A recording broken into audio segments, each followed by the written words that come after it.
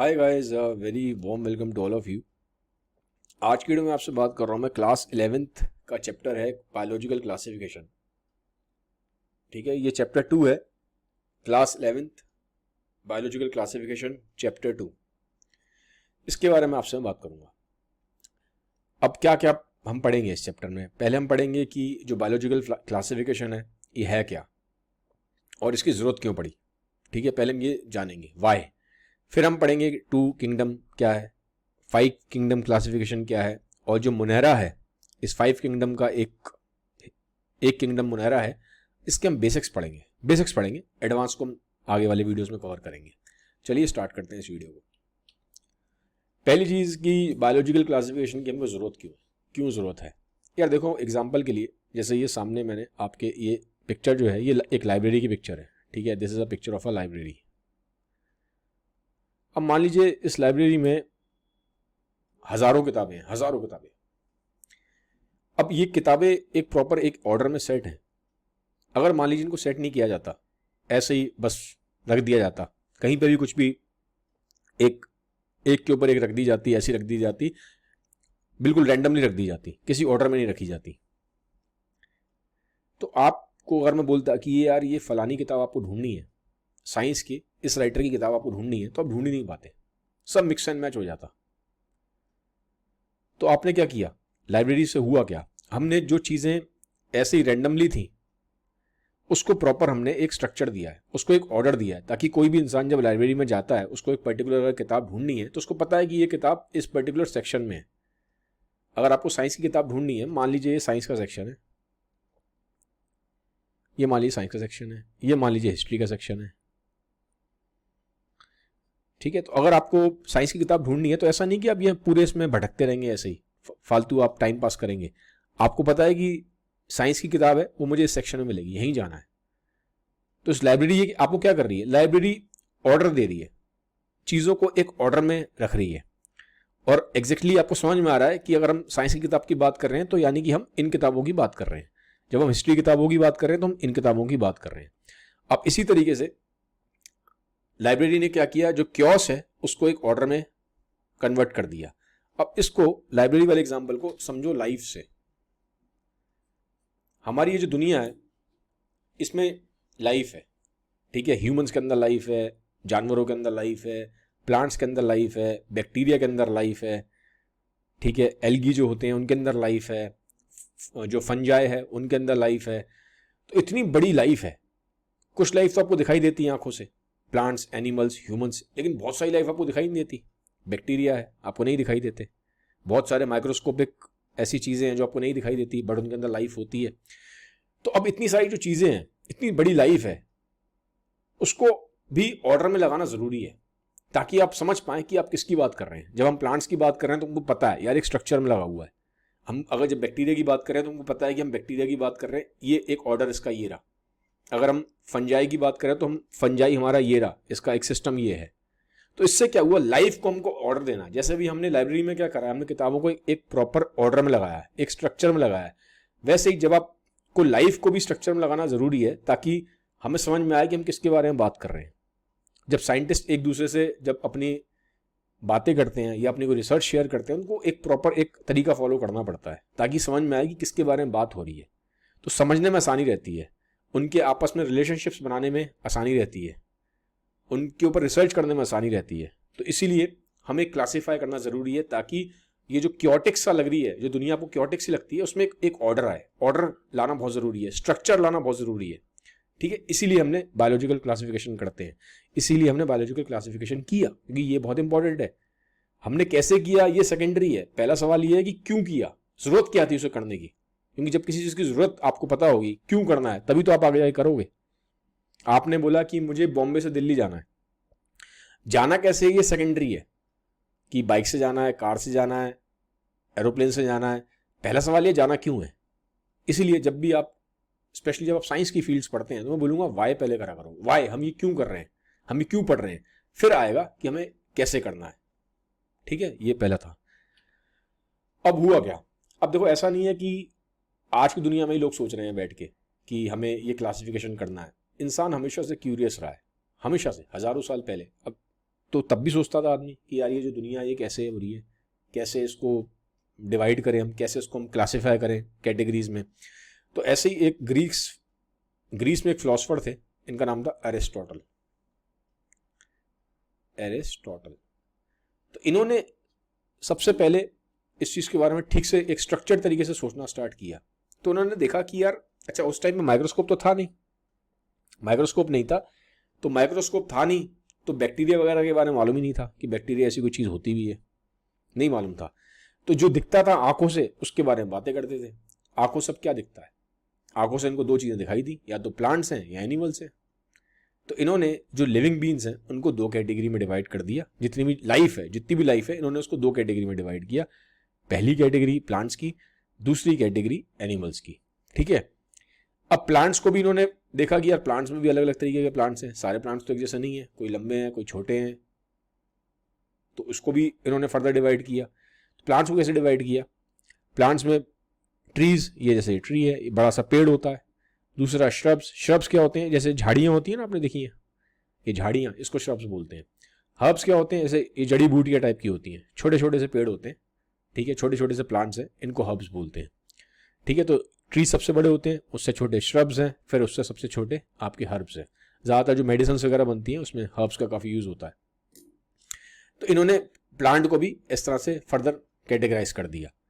ऐसे ही सेम इन्होंने एनिमल्स को भी कैटेगराइज किया। एक तो उनको लगा एक एनिमल्स वो हैं जिनके अंदर खून बहता है, जिनके अंदर ब्लड बहता है, और दूसरे एनिमल्स हुए हैं जिनके अंदर ब्लड बहता ही नहीं है। इनको ऐसा लगा कि दूसरे एनिमल्स हुए हैं जिनके अंदर ब्लड नहीं बहता। तो जिनके अंदर ब्लड बहता है वो तो ये थे, जैसे कि सामने एग्जांपल के लिए डॉग है, तो डॉग का तो पता है आपको कि जिसके अंदर भी लाल रंग का खून होता है। और उन्होंने बोला कि दूसरे एनिमल्स वो हैं जिनके अंदर खून होता ही नहीं है, जैसे एग्जांपल के लिए इंसेक्ट्स।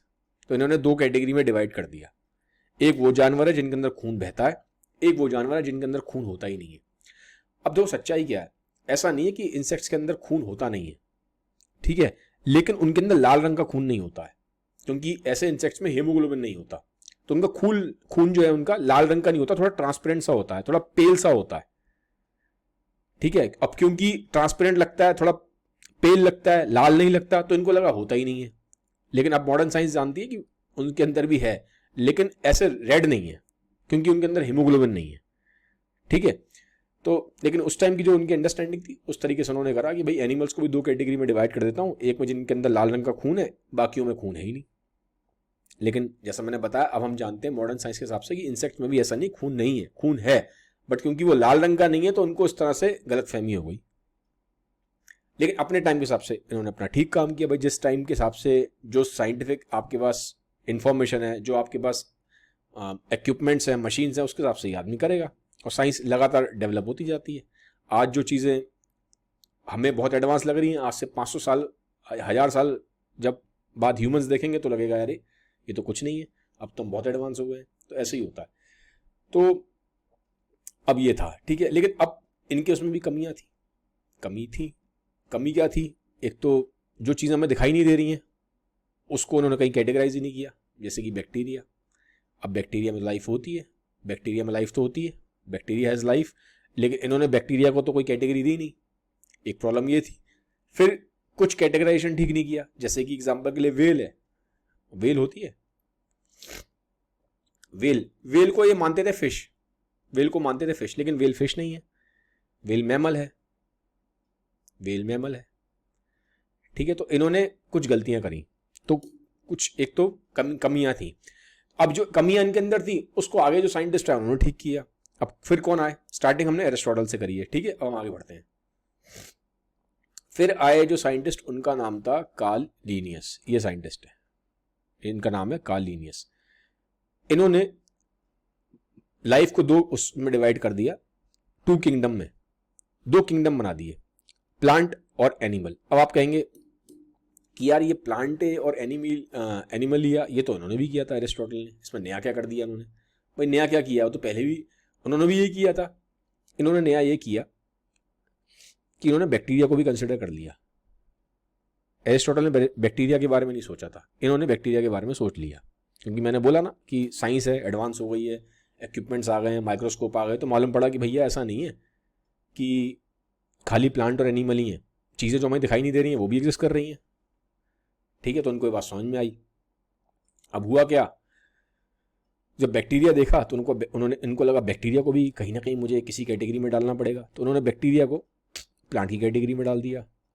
फिर ये जंगल गए तो उन्होंने देखा कि यार ये भी कोई चीज़ है, ये क्या चीज़ है, एक्चुअल में ये मशरूम है, ये इस कैटेगरी में आता है, फंगाई की कैटेगरी में। तो इनको लगा यार ये फंगाई भी है, इसको भी किसी ना किसी कैटेगरी में डालना पड़ेगा, तो इसको भी इन्होंने प्लांट की कैटेगरी में डाल दिया। बैक्टीरिया को, फंगाई को इन्होंने प्लांट की कैटेगरी में डाल दिया। अब इन सबको प्लांट की कैटेगरी में क्यों डाला, सवाल ही है। बैक्टीरिया को, फंगाई को, इनको प्लांट की कैटेगरी में क्यों डाला, इनको एनिमल में क्यों नहीं डाला? क्योंकि प्लांट, बैक्टीरिया और फंगाई तीनों में सेल वॉल होती है। इन सब में सेल वॉल होती है। ऐसा सेल होता है आपका, ये सेल है मान लो, तो ये सेल के अराउंड मान लो ये सेल वॉल है, ये सेल है। तो अब सेल चाहे बैक्टीरिया का हो, चाहे फंगाई का हो, चाहे प्लांट्स का हो, तीनों में ही सेल वॉल होती है। तो इनको लगा कि यार सेल वॉल के हिसाब से तीनों में सेल वॉल है, तो तीनों को मैं कुछ चीज़ तो कॉमन होगी, तभी उसको ही कैटेगरी में रखा है। तो कॉमन क्या था, सेल वॉल कॉमन थी। तो उन्होंने प्लांट्स को, बैक्टीरिया को, फंगाई को, सबको उठा के प्लांट कैटेगरी में डाल दिया, और जिनके अंदर सेल वॉल नहीं थी उन सबको उसमें इन्होंने एनिमल में डाल दिया। ठीक है, लेकिन अब ये प्रॉब्लमेटिक है। प्रॉब्लमेटिक क्यों है? प्रॉब्लमेटिक इसलिए है क्योंकि ये जो बैक्टीरिया और जो फंगाई हैं, इनके अंदर बहुत सारी चीज़ें ऐसी हैं जो प्लांट्स के उससे मैच नहीं करती। फंगाई में बहुत सारी चीज़ें ऐसी हैं, फंगाई तो एक ऐसी कैटेगरी बन जाती है, ना तो प्लांट में आ रही है ना वो एनिमल में आ रही है। कंफ्यूज तो हो गए थे ये कि फंगाई को किस में रखूँ, प्लांट में रखूँ, एनिमल में रखूँ, लेकिन इन्होंने फाइनली क्योंकि सेल वॉल देखी तो उसको प्लांट में डाल दिया। बट अगर आप अभी जब हम आगे देखेंगे, बैक्टीरिया और फंगाई ये इनकी प्रॉपर्टीज बहुत अलग हैं। प्लांट से इनके अंदर बहुत सारी चीज़ें बहुत डिफरेंट है। कुछ कॉमनैलिटीज आपको मिल जाती हैं, लेकिन जैसे सेल वॉल की एक कॉमनैलिटी है, प्लांट्स भी अपना खाना खुद बनाते हैं, कुछ बैक्टीरिया भी होते हैं जो खाना अपना खुद बनाते हैं, फोटोसिंथेसिस करते हैं, लेकिन फंडामेंटल लेवल पे बहुत सारे डिफरेंसेस थे। तो इनके इसमें कमी थी कि भैया ये जो बैक्टीरिया है, ये जो फंगाई है, इन सबको उन्होंने उठा के डाल तो प्लांट कैटेगरी में दिया है, लेकिन इनके अंदर बहुत सारी चीज़ें ऐसी हैं जो प्लांट जैसी है ही नहीं। तो ये कमी आ गई। तो अब इसको इन्होंने जितना काम करना था उतना काम कर दिया अपनी लाइफ स्पैन में। बट मैंने बोला कि साइंस आगे आगे धीरे धीरे इवॉल्व होती है, प्रॉब्लम तो थी। अब इस प्रॉब्लम को ठीक किया इन साइंटिस्ट ने, इनका नाम है रॉबर्ट विटेकर। ठीक है, ये इनकी फोटो लगी है, ये रहे।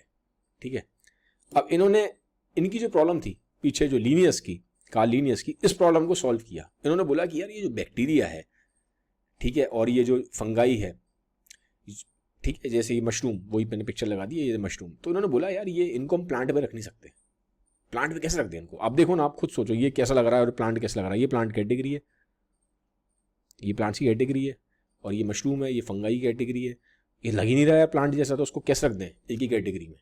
ठीक है, और ये बैक्टीरिया की कैटेगरी है, ये बैक्टीरिया है, लग ही नहीं रहे हैं, ये बैक्टीरिया है। तो अब इन्होंने क्या किया था, लीनियस ने बैक्टीरिया और फंगाई दोनों को प्लांट के अंदर रख दिया, बट आप देखो लग रहे नहीं है, बिल्कुल भी एक जैसे लग नहीं रहे। तो ये दिक्कत थी। तो रॉबर्ट विटेकर ने उसको ठीक किया। इन्होंने क्या करा, इन्होंने सबको अलग थलग किया। इन्होंने कहा सबकी मैं अलग अलग कैटेगरीज बनाऊंगा, प्रॉपर तरीके से करूंगा। इन्होंने 5 कैटेगरी बना दी। तो पहली कैटेगरी है वो है मोनेरा की, ठीक है, जिसके बारे में भी हम एक थोड़ा सा ओवरव्यू लेंगे इसी वीडियो में। इसमें सारे बैक्टीरिया आते हैं। अब ये नाम थोड़े से वैसे लगते हैं, टफ से लगते हैं सुनने में, मोनेरा या बड़ा भारी भरकम सा नाम लग रहा है, लेकिन सिंपल तरीके से बताऊं तो सिर्फ बैक्टीरिया है। बैक्टीरिया को उन्होंने साइंटिफिक नेम दे दिया मोनेरा। अब साइंटिफिक जो नेम होते हैं बड़े मुश्किल से होते हैं, आम आदमी सोचता है पता नहीं इतने टफ वर्ड क्यों रखते हैं, वो इसलिए रखते हैं ताकि साइंटिस्टों को कन्फ्यूजन ना हो, ठीक है। लेकिन आप सिंपल वे में समझने के लिए समझ लो, सारे बैक्टीरिया इसमें आ रहे हैं। फिर एक कैटेगरी होती है प्रोटेस्टा की। इसके बारे में, सबके बारे में जो मैं आपको कैटेगरी के नाम बता रहा हूँ, इसके बारे में हम डिटेल में आगे पढ़ेंगे। अभी सिर्फ ओवरव्यू दे रहा हूँ। इसमें एग्जाम्पल के लिए समझ लो, इसमें और भी बहुत सारे होते हैं ऑर्गेनिज्म, सिर्फ नाम अभी अमीबा दे रहा हूँ, एक एग्जाम्पल है। तो ये अमीबा जो है ये प्रोटेस्टा में आता है, ठीक है। आगे जाओगे तो भी देखेंगे बहुत सारी एल्गी भी होती हैं, वो भी इसी में आएंगी। अब फिर तीसरी कैटेगरी क्या बनाई, फंगाई की बना दी इन्होंने। चौथी कैटेगरी क्या बना दी, प्लांट की बना दी। पांचवी क्या बना दी, एनिमल्स की बना दी। ठीक है, तो इन्होंने इस तरह से 5 किंगडम में क्लासीफाई कर दिया। अब आपके नाम में क्वेश्चन आएगा कि यार ये ह्यूमंस कहाँ है, सबको तो बना दिया, ह्यूमंस कहाँ है? एक क्वेश्चन है कि ह्यूमंस कहाँ है। अब मुझे आप कमेंट सेक्शन में बताना ह्यूमंस कहाँ है, ह्यूमंस किस कैटेगरी में? सबको इन्होंने बता दिया यहाँ पे, लेकिन ह्यूमंस कहाँ है? ठीक है, ये आप मुझे कमेंट सेक्शन में बताना। अब आज के वीडियो में हम इसके बारे में थोड़ा सा बेसिक्स लेंगे, फिर आगे आगे जैसे वीडियोस आएंगे फिर हम प्रोटिस्टा, फंजाई, प्लांट, एनिमल सबके बारे में पढ़ेंगे, बट फिलहाल अभी हम स्टार्टिंग करेंगे मोनेरा से। ठीक है, बैक्टीरिया से, यानी मोनेरा मतलब बैक्टीरिया है। अब बैक्टीरिया के बारे में भी पहले समझना जरूरी है कि बैक्टीरिया की स्टार्टिंग कहाँ से हुई है, इसको समझते हैं कहाँ से बैक्टीरिया है। देखो, जब दुनिया में लाइफ की स्टार्टिंग हुई है ना, लाइफ की स्टार्टिंग हुई है बिलियंस ऑफ साल पहले। ठीक है, अराउंड समझ लो 3.5 से लेके 4 बिलियन साल पहले लाइफ स्टार्ट हुई है। 3.5 से लेके 4 बिलियन साल पहले अर्थ पे लाइफ स्टार्ट हुई है। अब सुनने में लगेगा अरे ये तो बस इतना ही है, लेकिन जब आप उसको कैलकुलेट करोगे तो बिलियन से बहुत बहुत बहुत बहुत लंबा टाइम है, बहुत लंबा टाइम है, आप सोच ही नहीं पाओगे। ठीक है, ह्यूमंस जो हैं, हम लोग जो मॉडर्न ह्यूमंस हैं, ये तो हम बहुत लेट आए हैं। ठीक है, हमसे बहुत बहुत बहुत बहुत टाइम पहले बैक्टीरिया आ गए, और जितने ह्यूमंस हैं उससे बहुत बहुत बहुत बहुत ज़्यादा बैक्टीरिया एग्जिस्ट करते हैं। ठीक है, इस पॉइंट को समझो। तो अब वापस चलते हैं, इस फोटो को देखो आप, ये फोटो है, ये अर्थ की शेप है। ठीक है, मतलब अर्थ ऐसे था जब, आज तो आपको अर्थ बढ़िया दिखाई दे रहा है, अच्छा दिखाई दे रहा है, लेकिन करीबन 3.5 से 4 बिलियन साल पहले अर्थ ऐसे था, रहने लायक नहीं था। आप देख रहे हो ना, पूरे टाइम बाहर से कोई पत्थर गिर रहे हैं, ऊपर से बड़े बड़े एस्ट्रॉइड गिर रहे हैं, मीटरॉइड गिर रहे हैं, और गर्मी देखो कितनी ज़्यादा है, यहाँ लावा है पूरा, ये बड़ा ऐसा डर सा लग रहा है देख के, इसको डर सा लग रहा है ना। तो इस टाइम पे कोई लाइफ नहीं थी, कोई लाइफ नहीं थी, कोई नहीं था, ना बैक्टीरिया था, ना प्लांट था, एनिमल था, ह्यूमंस थे, कोई नहीं था, कोई लाइफ ही नहीं थी। तो अब हुआ क्या? अब देखो, इसको समझो, ये इंटरेस्टिंग है, यहाँ से समझ में आई आपको बैक्टीरिया की कहानी से, थोड़ा कहानी के फॉर्म में समझते हैं। जैसे घर पे सूप पीते, ये सूप है, घर पे हम सूप पीते हैं, हम सब सूप पीते हैं। ठीक है, ऐसे ही उस टाइम पे जब अर्थ पे कोई लाइफ नहीं थी, कुछ नहीं था, तो एक सूप बनना स्टार्ट हो गया, एक सूप बनना स्टार्ट हो गया। इसको बायोलॉजी में बोलते हैं प्राइमोर्डियल सूप, प्राइमोर्डियल सूप। अब ये सूप बना किसका? तो ये जो सूप है ना, ये बना कैसे, सवाल ये है। स्टार्टिंग में जैसे आप ये देख रहे हो ना, ये ऐसे ऐसे केमिकल्स थे। ठीक है, ऐसे बहुत सारे केमिकल साथ आ गए। ये मान लो एक पहले ऐसे तालाब सा था, ये देख रहे हो आप, ये ऐसे ऐसे बहुत सारे केमिकल्स थे, बहुत सारे बड़े बड़े सारे केमिकल्स पड़े हुए थे, बड़ा सारा केमिकल था। ये इस अर्थ की बात कर रहा हूं मैं। ठीक है, जब 4 बिलियन साल पहले, तो ऐसे बड़े सारे केमिकल्स थे, बड़े सारे, ऐसे एक सूप बन गया था, बहुत सारे केमिकल्स का सूप बन गया था। तो इन्हीं केमिकल्स का जब ये सूप बना, ऐसे केमिकल्स का जब सूप बना, तो इससे लाइफ स्टार्ट हुई। और जब पहली बार लाइफ बनी, फर्स्ट टाइम बनी, इस ये जो सूप से, सूप मतलब किसका सूप है? ये केमिकल्स का सूप है, ये केमिकल्स का सूप है। प्राइमोर्डियल सूप मतलब बहुत सारे, जो उस टाइम पे जब अर्थ थी 4 बिलियन साल पहले, उस टाइम पे बहुत सारे केमिकल्स पड़े थे। मैंने बोला ना, बाहर से एस्ट्रॉइड गिर रहे हैं, बड़े बड़े पत्थर आ रहे हैं, स्पेस से गिर रहे हैं, बड़े बड़े माउंटेन्स हैं, गर्मी बहुत ज्यादा थी, हीट बहुत ज्यादा थी, तो केमिकल्स होते थे, केमिकल्स पिघल जाते थे, उन केमिकल्स के पिघलने से सूप बन गया। उस सूप में से लाइफ स्टार्ट हो गई, उस सूप में से लाइफ बन गई। वो जो लाइफ फर्स्ट टाइम बनी, वो बनी क्या? फर्स्ट टाइम बना बैक्टीरिया, वहां से आया बैक्टीरिया। तो दुनिया में सबसे पहले जो लाइफ आई है वो बैक्टीरिया के फॉर्म में आई है। समझ गए? ये मैंने आपको कहानी समझा दी। अब आप ये देखो, बैक्टीरिया कितने एक्सट्रीम कंडीशन से निकल के आए हैं, कितने एक्सट्रीम कंडीशन से उनकी जो बर्थ हुई है, बैक्टीरिया की कितने एक्सट्रीम कंडीशन पे हुई है। पता है कितने एक्सट्रीम कंडीशन से हुई है?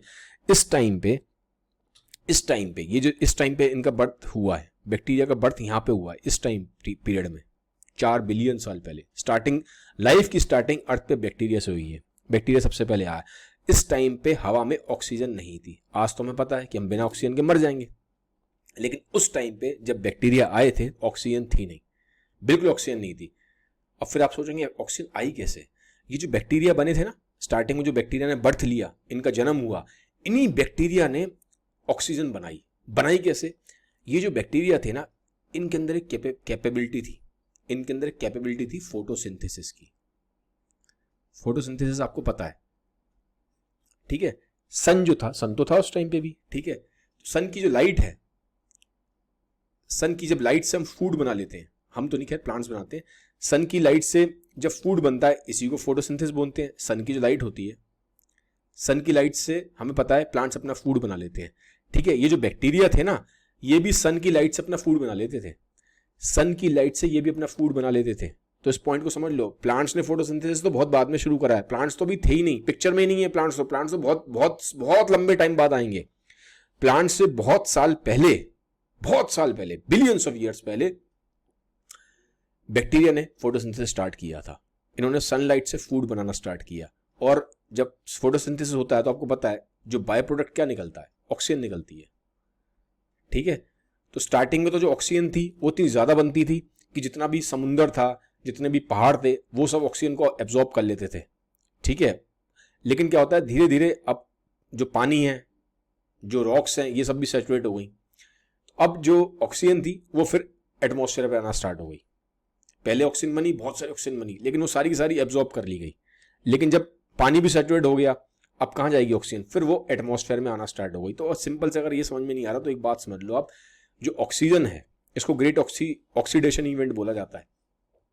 जो ऑक्सीजन है दुनिया में, स्टार्टिंग जो ऑक्सीजन आई है एटमॉस्फेयर में, जो आपके ऑक्सीजन जो भी आप देख रहे हो ना ऑक्सीजन है, ये बैक्टीरिया की वजह से आई है। कहानी इसकी यही है, इन बैक्टीरिया ने ही पहले स्टार्टिंग में फोटोसिंथेसिस किया, जिसकी वजह से एटमॉस्फेयर में ऑक्सीजन आई। आप सोचेंगे कि अभी तो हमें ऑक्सीजन प्लांट से मिलती है, ये बहुत लेट है। बायोलॉजिकल टाइम में बहुत लेट आए हैं प्लांट्स, बहुत आगे जाके आए हैं। बहुत लंबे टाइम पहले ही बैक्टीरिया ने ऑक्सीजन बनानी स्टार्ट कर दी थी। तो एटमॉस्फेयर में जो ऑक्सीजन है उसमें बहुत बड़ा रोल बैक्टीरिया का रहा है। ये फोटोसिंथेटिक बैक्टीरिया थे। तो जो बैक्टीरिया थे, आप देखेंगे अब आपको सामने एक चीज क्लियर हो रही है कि कितने एक्सट्रीम एनवायरनमेंट में इनका बर्थ हुआ है। इसीलिए आज की डेट में भी बैक्टीरिया ऐसी जगह रह सकते हैं जहां पे और कोई भी लिविंग बीइंग नहीं रह सकता। ना कोई ह्यूमन तो खैर पॉसिबल ही नहीं है, ना कोई जानवर, ना कोई प्लांट, कोई नहीं रह सकता, कोई भी नहीं रह सकता जहां पे, वहां पे बैक्टीरिया रह सकता है। आज की डेट में भी सर्वाइव कर सकता है बैक्टीरिया। वहां पे कहां पे ऐसी जगह पे सर्वाइव कर सकता है, ये देखो, ये समुंदर के बिल्कुल गहराई में जहां लाइट नहीं पहुंचती, बैक्टीरिया दो तरह के होते हैं। एक होते हैं जो ऑक्सीजन में सर्वाइव कर सकते हैं, और एक ऐसे होते हैं जो बिना ऑक्सीजन के भी सर्वाइव कर सकते हैं। तो पानी के बिल्कुल नीचे, ठीक है, जहां पे ऐसा है लाइट भी नहीं पहुंच रही, बिल्कुल अंधेरा है। बहुत बार तो ऐसा होता है ये ऐसी जगह पे सर्वाइव कर लेते हैं जहां पे कोई ऑक्सीजन नहीं है, जहां पे कोई ऑक्सीजन नहीं होती, ना लाइट है ना ऑक्सीजन है, कुछ भी नहीं है। ये हर जगह सर्वाइव कर सकते हैं। ठीक है, तो बैक्टीरिया बड़े ताकतवर है सेंस में, भले ही दिखते नहीं है, लेकिन आप सोचो, बिना लाइट के भी सर्वाइव कर सकते हैं, बिना ऑक्सीजन के भी सर्वाइव कर सकते हैं। इंसान तो नहीं कर सकते, तो एक तरीके से हमसे ज्यादा ताकतवर है। हम ना लाइट के बिना सर्वाइव कर सकते हैं, सनलाइट के बिना हम सर्वाइव नहीं कर सकते, ना हम ऑक्सीजन के बिना सर्वाइव कर सकते हैं। लेकिन मैंने आपको बोला ना, ये जो बैक्टीरिया है ये बहुत पावरफुल है। समुद्र के बिल्कुल नीचे, ये फोटो दिखा रहा हूं आपको, समुद्र के बिल्कुल नीचे की फोटो है जहां लाइट वाइट नहीं पहुंच सकती। आप देख सकते हो यहाँ कितना अंधेरा है। ठीक है, यहाँ पे भी, ऐसी जगहों पे भी ये सर्वाइव करते हैं। इनको वेंट्स बोलते हैं, हाइड्रोथर्मल वेंट्स बोला जाता है। ठीक है, यहाँ पे भी सर्वाइव करते हैं। ठीक है, और जैसे ये देखो, ये एक तरह से एक हॉट गीजर है। ठीक है, ये बिल्कुल उबलता हुआ पानी है। ये पूरा नीचे समझ लो पहाड़ है, इसमें बहुत ही गर्म पानी निकल रहा है, बहुत गर्म, मतलब टेम्परेचर बहुत ज़्यादा हाई होता है। ठीक है, कुछ केसेस में तो 100 डिग्री सेंटीग्रेड से ऊपर हो जाता है। ह्यूमन बॉडी का टेम्परेचर कितना है, 37 डिग्री सेंटीग्रेड।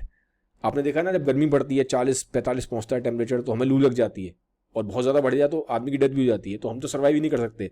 ये 100 डिग्री से ऊपर के टेम्परेचर्स में भी सर्वाइव कर लेते हैं। इतनी ठंड, ये देख रहे हो, इतनी बर्फ वाला एरिया है, पूरा बर्फ वाला एरिया है। ठीक है, अंटार्कटिका में हो चाहे कहीं पे भी, हर जगह सर्वाइव कर जाते हैं, हर जगह सर्वाइव करते हैं। स्पेस तक में इनको देखा गया है। आदमी नहीं है, ना प्लांट है, ना एनिमल्स है, कुछ नहीं है, लेकिन बैक्टीरिया मिल जाएगा आपको हर जगह। ठीक, कितना भी एक्सट्रीम हो, चाहे ऐसा बहुत ज़्यादा केमिकल से भरा हुआ एनवायरनमेंट हो, हर जगह सर्वाइव करते हैं।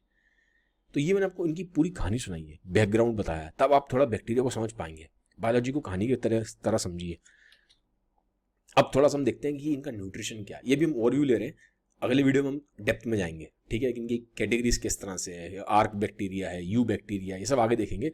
पहले समझ लो है क्या। अब खाने की बात कर लेते हैं, खाना कैसे खाते हैं ये। मतलब अब हम सोचेंगे यार, ये बैक्टीरिया जब आए थे उस टाइम पे दुनिया में, तो खाना वाना तो था नहीं, और ऐसे भी खाना खाते क्या होंगे, क्या खाना खाते हैं ये। तो देखो, एक तो होते हैं ऑटोट्रॉफिक वो होते हैं जो अपना खाना खुद बना लेते हैं, इन्हें जरूरत नहीं किसी की भी। ठीक है, तो इसमें अब ऑटोट्रॉफिक बैक्टीरिया में दो तरह के बैक्टीरिया हैं। एक है फोटोसिंथेटिक कौन से हैं, जो सनलाइट से अपना खाना बनाते हैं। जैसे प्लांट्स होते हैं, प्लांट सनलाइट से अपना खाना बनाते हैं, ऐसे ही बैक्टीरिया भी फोटोसिंथेटिक होते हैं, ये सनलाइट के थ्रू अपना खाना बना लेते हैं। इस कैटेगरी में आते हैं ये वाले बैक्टीरिया, साइनोबैक्टीरिया, जो सनलाइट से अपना खाना बना सकते हैं, इनको बोलते हैं साइनोबैक्टीरिया। अब ये नाम बैक्टीरिया है, लेकिन इसका जो एग्जाम्पल है, ठीक है, ये एक्चुअल में नाम जो वर्ड यूज किया गया साइनोबैक्टीरिया, ये ब्लू ग्रीन एल्गी के लिए किया गया है। ब्लू ग्रीन एल्गी, आप सोचेंगे नाम के आगे तो एल्गी लगा है, तो ये बैक्टीरिया कैसे हो गया, ये क्वेश्चन आता है दिमाग में। पहले कंफ्यूजन साइंटिस्टों को भी रहा है बहुत लंबे टाइम तक, लेकिन जब जब धीरे धीरे साइंस एडवांस होती गई, फिर इनके जेनेटिक्स की स्टडी करी गई, फिर एवोल्यूशन के हिसाब से देखा गया। एवोल्यूशन के हिसाब से मतलब पीछे जाके, बिल्कुल पीछे जाके जब ये स्टार्ट हुई है, लाइफ की जो स्टार्टिंग होती है ना, बिल्कुल हम जो एवोल्यूशन पढ़ेंगे तब हम डिटेल में समझेंगे। लेकिन साइंटिस्ट अब जब ये क्लासीफाई करते हैं ना लाइफ को, तो ये पीछे एवोल्यूशनरी रिलेशनशिप्स देखते हैं। एवोल्यूशनरी रिलेशनशिप समझते हो आप, ये टर्म समझ लो, ये इंपॉर्टेंट है, इसको मैं क्लियर कर देता हूँ, अदरवाइज आपको आगे भी दिक्कत होती रहेगी। साइंटिस्ट जब लाइफ को क्लासीफाई करते हैं, बायोलॉजिकल क्लासिफिकेशन करते हैं, तो ये चीज़ बहुत इंपॉर्टेंट होती है। किसी भी, हमने मान लो कोई भी ऑर्गेनिज्म मिलता है, कोई भी लाइफ मिलती है, डेली साइंटिस्ट कोई ना कोई लाइफ के नए नए फॉर्म ढूंढते रहते हैं, ठीक है, माइक्रोस्कोपिक लेवल पे होता है, तो इसलिए हमको हमें पता ही नहीं चलता। एवोल्यूशनरी रिलेशनशिप्स देखते हैं। एवोल्यूशनरी रिलेशनशिप का मतलब क्या है कि जब आप पीछे जाएंगे, पीछे का मतलब कितना पीछे, हजारों साल, लाखों साल नहीं, बिलियंस ऑफ ईयर्स पीछे चले जाते हैं, तो इनकी ना एक ट्री बनता है, एक ट्री ऑफ लाइफ होता है, ठीक है। तो पीछे कनेक्शन करते हैं कि कैसे कनेक्शन है, बैक्टीरिया, इस वाले बैक्टीरिया कनेक्शन पीछे अगर देखे जाएंगे तो कौन से बैक्टीरिया से कनेक्ट कर रहा है, या ये वाला जो प्लांट है अगर हम पीछे जाएंगे तो ये किस वाले प्लांट से कनेक्ट कर रहा है, पीछे एंसेस्ट्रली पीछे जाएंगे जब एवोल्यूशन के हिसाब से, ठीक है, जब हम बिलियंस ऑफ ईयर्स पीछे जाते हैं, ठीक है। तो और आप देखे हुए ब्यूटी है, ये जितनी भी आपको 5 किंगडम मैंने बताए हैं लाइफ के, जब आप पीछे जाओगे ना टाइम स्पैन में, बायोलॉजिकल टाइम स्पैन में, ठीक है, जियोलॉजिकल टाइम स्पैन में, तो सब चीजें कनेक्टेड हैं, हम सब कनेक्टेड हैं दुनिया में, चाहे प्लांट्स हो, चाहे एनिमल्स हो, चाहे बैक्टीरिया हो। एवोल्यूशन के हिसाब से जब पीछे जाते हैं तो हर चीज कनेक्टेड है, सब कनेक्टेड है, ठीक है। तो अब जब भी कोई बात की जाती है किसी भी चीज के बारे में, लिविंग ऑर्गेनिज्म के बारे में, या तो जब उसको हमें देखना होता है उसकी कैटेगरी क्या है, तो साइंटिस्ट इस पॉइंट को जरूर देखते हैं कि एवोल्यूशनरी पॉइंट ऑफ व्यू से उसका रिलेशनशिप क्या है बाकी ऑर्गेनिज्म के साथ, तब उसको फिर एक जगह पे फिक्स किया जाता है।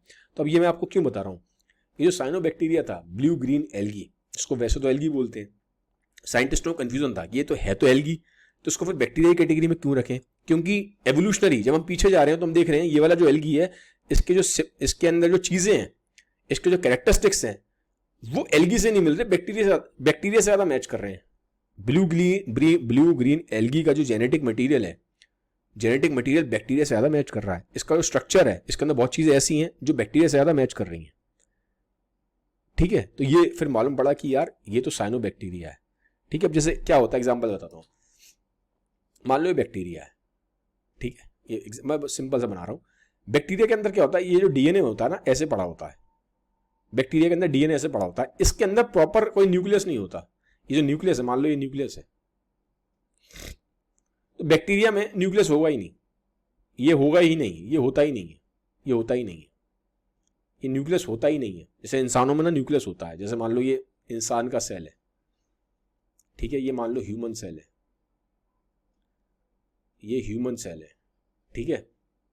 ह्यूमन सेल के अंदर यहां मान लो डीएनए है, तो डीएनए होगा न्यूक्लियस के अंदर, ऐसा ही नहीं पड़ा होगा, न्यूक्लियस के अंदर होगा। लेकिन बैक्टीरिया में न्यूक्लियस होता ही नहीं है, बैक्टीरिया में न्यूक्लियस नहीं है, वेल फॉर्म्ड न्यूक्लियस नहीं होता, प्रॉपर वेल फॉर्म्ड न्यूक्लियस नहीं होता। इसका डीएनए ऐसे ही बस फ्लोट करता रहता है, तैरता रहता है, ठीक है। इसके अंदर वेल फॉर्म्ड न्यूक्लियस नहीं होता है, ऐसे ही तैरता रहता है, इसलिए इसको प्रोकैरियोटिक बोलते हैं, ठीक है। आगे देखेंगे प्रोकैरियोट क्या है, यूकैरियोट क्या है, सब आगे देखते जाएंगे। अभी सब ये समझ लो कि बैक्टीरिया के अंदर प्रॉपर न्यूक्लियस नहीं होता। तो जब एल्गी को ठीक से स्टडी करा गया तो देखा यार इसका भी स्ट्रक्चर ऐसे ही है, इसके अंदर भी वेल फॉर्म न्यूक्लियस नहीं है, ये वाला एल्गी, ब्लू ग्रीन एल्गी, ठीक है। तब मालूम पड़ा कि यार इसकी जो जेनेटिक मटेरियल, इसका जो सेल का प्रॉपर जो स्ट्रक्चर है, ये तो साइनोबैक्टीरिया से मैच कर रहा है, ये तो बैक्टीरिया से मैच कर रहा है, एल्गी से मैच ही नहीं कर रहा है, इसलिए इसको बैक्टीरिया की कैटेगरी में रखा गया है। ये थोड़ा इंपॉर्टेंट चीज है, इसलिए आपको बताइए मैंने, ठीक है। तो एक तो तरीका है कि आप सिर्फ इसको ऐसे याद कर ले, लेकिन एक मैंने थोड़ा उसको समझा दिया है कि क्यों उसको बैक्टीरिया कैटेगरी में रखा गया है। तो ये वाला जो बैक्टीरिया होता है, ब्लू ग्रीन एल्गी, ठीक है, ये फोटोसिंथेटिक है। ये क्या करता है, ये खुद अपना खाना बना लेता है, सन की लाइट से खाना बना लेता है, ठीक है। तो ये इसका एग्जांपल दे रहा हूं फोटोसिंथेटिक वाले का। दूसरे बैक्टीरिया कौन से होते हैं जो अपना खाना खुद बना लेते हैं? वो होते हैं कीमोसिंथेटिक। कीमोसिंथेटिक मतलब कीमो वर्ड से समझिए आप, केमिकल है। तो ये क्या करते हैं, किसी ना किसी तरीके से केमिकल्स का यूज करके अपना खाना बना लेते हैं। इसका एग्जांपल आप देखेंगे तो ये नाइट्रीफाइंग बैक्टीरिया। ये क्या करता है, ये हवा में से ऑक्सीजन, जो हवा में ऑक्सीजन होती है उसको फिक्स करता है, और फिर वो प्लांट्स जो होते हैं ना, प्लांट्स, ये सॉइल में मिलता है आपको, मिट्टी होती है, मिट्टी के अंदर होगा, ये बैक्टीरिया प्लांट्स की बहुत हेल्प करता है। जो नाइट्रोजन है ना, हवा में जो नाइट्रोजन है, ठीक है, और बहुत केस में ये बहुत ज़रूरी होता है, क्योंकि बिना इसके फिर प्लांट ठीक से सर्वाइव नहीं कर पाएगा। तो ये आप मतलब सिंपल ये समझ लीजिए, ये वाला जो बैक्टीरिया, अभी इसमें बहुत डेप्थ में नहीं जा रहा, बस ये समझ लो, ये बैक्टीरिया जो है कीमोसिंथेटिक, ये केमिकल्स के थ्रू अपना खाना बनाता है। इसका एग्जांपल है नाइट्रीफाइंग बैक्टीरिया, जो नाइट्रोजन को फिक्स करता है, ठीक है, नाइट्रोजन को यूज करता है, इस तरह से बनाता है कि प्लांट्स उसका यूज करके फिर प्लांट्स ग्रो कर सकें, क्योंकि प्लांट्स को नाइट्रोजन की जरूरत पड़ती है, ठीक है, और ये मिट्टी में आपको मिलता है, ठीक है। तो ये इसका एग्जाम्पल है। तो ये खाना खुद ही बना रहा है, ठीक है। तो ये मैंने आपको दोनों एग्जांपल दे दिए, ऑटोट्रोफिक के, फोटोसिंथेटिक और कीमोसिंथेटिक। अब एक सेकेंड, ये क्या गया, हाँ ये रहा, ठीक है, ये मैंने बता दिया। ये इसका यूज करते हैं फोटोसिंथेटिक खाना बनाने के लिए, कीमोसिंथेटिक यूज करते हैं केमिकल्स का और अपना खाना खुद ही बना लेते हैं, ठीक है। ये इनके एग्जांपल है, ये मैंने आपको एग्जांपल दे दिया, साइनोबैक्टीरिया और नाइट्रीफाइंग बैक्टीरिया, ये इसका एग्जांपल है और ये इसका एग्जांपल है। अब आते हैं बैक्टीरिया, एक तो होते हैं जो खाना खुद बनाते हैं, लेकिन एक होते हैं जो खाना खुद नहीं बना पाते, इनको किसी और पे डिपेंड होना पड़ता है, किसी और पे डिपेंड होना पड़ता है। इनको बोलते हैं हेटेरोट्रॉफ, जो दूसरे पे डिपेंडेंट है खाना बनाने के लिए। कैसे, किस पे डिपेंडेंट है? जैसे कि मान लो ये ऑर्गेनिक मटेरियल पे डिपेंडेंट होते हैं। ऑर्गेनिक मटेरियल कौन सा होता है? जिसमें कहीं ना कहीं प्लांट या किसी ना किसी एनिमल का यूज है, ठीक है। एक सिंपल, एक बायोलॉजी के हिसाब से एक चीज बताता हूँ, देखो इसको भी समझ लो, आज थोड़े आपके बेसिक्स भी ठीक हो जाएंगे। इसको समझ लो, ये इंपॉर्टेंट है, ठीक है। अब एक तो तरीका है कि हमने समझ लिया, जो ऑर्गेनिक होते हैं उसमें कार्बन वाले ज़्यादा होते हैं, इसमें कार्बन नहीं मिलेगा आपको, ठीक है। ये हमें पता होता है, बेसिक केमिस्ट्री की ये वो है कि जो ऑर्गेनिक वाली चीज़ें हैं उसमें कार्बन होता है, इन ऑर्गेनिक वालों में कार्बन नहीं होता। लेकिन जनरली ऐसे हमें समझ नहीं आता। इसका बहुत सिंपल मैं तरीका बताता हूँ। जिस भी चीज़ का सोर्स प्लांट है या जिस भी चीज़ का सोर्स एनिमल है तो ये ऑर्गेनिक है, और जिस भी चीज़ का सोर्स नॉन लिविंग है वो आपका इनऑर्गेनिक है। नॉन लिविंग मतलब जैसे कि मान लो रॉक से आ रहा है, पानी से आ रहा है, स्टोन से आ रहा है, ये सब नॉन लिविंग है, ठीक है। मिनरल्स हैं कोई, ये सब नॉन लिविंग है। यहां से अगर सोर्स है तो इनऑर्गेनिक है, सिंपल समझ लो। तो ये जो हेटेरोट्रॉफ वाले बैक्टीरिया हैं, ये किसी ना किसी डेड ऑर्गेनिक मैटर के ऊपर फीड करते हैं, उससे अपना खाना निकालते हैं। जैसे एग्जांपल के लिए ये मान लकड़ी पड़ी है, ये क्या है, लकड़ी है, पूरी वुड है, तो इसको ये तोड़ मरोड़ देंगे, ये यहाँ पे आ जाएंगे बैक्टीरिया और इसको पूरा खाना स्टार्ट कर देंगे। इसको ब्रेक डाउन करते हैं, खाना खाते हैं, इसको तोड़ देते हैं, ब्रेक डाउन करते हैं, इससे फिर ये अपना खाना निकालते हैं। तो ये हेटेरोट्रॉफ है। ये अब ये क्या है, एक इंसेक्ट है जो मरा हुआ है, अब ये मर चुका है, तो इसके यहाँ जाएंगे और इसको पूरा तोड़ देंगे, ब्रेक डाउन कर देंगे, ठीक है। तो इसमें से अपना खाना निकाल लेंगे। तो ये एक तरीके से क्या है, ये डीकम्पोजर है, ठीक है। कोई भी ऑर्गेनिज्म मरता है, चाहे वो प्लांट हो, चाहे वो एनिमल हो, चाहे वो ह्यूमंस है, उसको बैक्टीरिया डीकम्पोज करते ही हैं। जाके वहां पे जो डेड ऑर्गेनिज्म है, ठीक है, उसको ब्रेक डाउन करेंगे, तोड़ ताड़ देंगे और अपना खाना निकाल लेंगे। तो ये हुआ हेटेरोट्रॉफ, ठीक है। तो दो तरह के बैक्टीरिया हैं, जो एक तो खुद से खाना बना लेते हैं, एक जो दूसरों पर डिपेंडेंट है अपने खाने के लिए। ये समझ में आ गया, बेसिक कैटेगरी मैंने आपको बता दी बैक्टीरिया की, ठीक है। अच्छा, ये फोटो देख लो, मैंने आपको बताया था यहाँ पे, ये इसकी फोटो मैंने लगाई हुई है, ब्लू ग्रीन एल्गी की। ये देखो, ब्लू ग्रीन एल्गी, ठीक है। ये सिंगल सेल के फॉर्म में भी रह सकते हैं और ये कॉलोनीज में भी रह सकते हैं। कॉलोनीज मतलब सब ये एक साथ, बहुत सारे मिलजुल के भी एक साथ रह सकते हैं। तो ये जो आप दिखाई दे रहा है ना आपको, ये आपको इस तरह से, ये एक तरह की कॉलोनी है, सिंगल सेल नहीं है, ये कॉलोनीज में रह रहे हैं, इकट्ठे होकर एक साथ आपको दिखाई दे रहे हैं। तो ये इस तरह से दिखाई देता है ब्लू ग्रीन एल्गी। इसका नाम ब्लू ग्रीन क्यों है? क्योंकि आपको देखोगे ये थोड़ा सा, आप ग्रीन तो दिख ही रहा है, हल्का सा इसमें ब्लू टच भी होता है, तो इसलिए इसको ब्लू ग्रीन एल्गी बोला जाता है, ठीक है। तो ये सब दिखाने के लिए, बताने के लिए, ये प्रॉपर है, कैसे रहा है, ये कॉलोनीज में रह रहा है, सारे इकट्ठे होकर रह रहे हैं एक साथ, ये ठीक है। तो इसलिए हमको ऐसा दिखाई दे रहा है। तो ये बेसिक था। आगे अभी इसमें काफ़ी चीज़ें बची हुई हैं मुनैरा में, एडवांस लेवल पे। इसको आगे वाले वीडियोस में मैं कवर करूँगा। और अगर आप लोगों को मेरे वीडियोस अच्छे लग रहे हैं तो मुझे कमेंट सेक्शन में बताइएगा कैसे लग रहे हैं वीडियोस, और अगर अच्छे लगते हैं तो सबके साथ शेयर कर दीजिएगा। जल्दी मिलूंगा आपसे अगले वीडियो में। Have a nice day, bye bye, take care, thank you.